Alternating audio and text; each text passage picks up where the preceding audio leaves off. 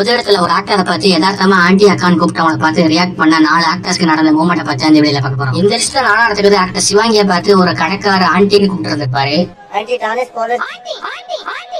ஆனா உண்மையிலே அவர் சிவாங்கியை பார்த்து ஆண்டின்னு கூப்பிட்டு இருக்க மாட்டாரு. விக்கிற அந்த கம்மல் பேர் தான் ஆன்டி டானஸ் போலர்ஸ்னு சொல்லி இருந்திருப்பாரு. சிவாங்கி தப்பா புரிஞ்சுக்கிட்டு இந்த மாதிரி ரியாக்ட் பண்ணிருப்பாங்க.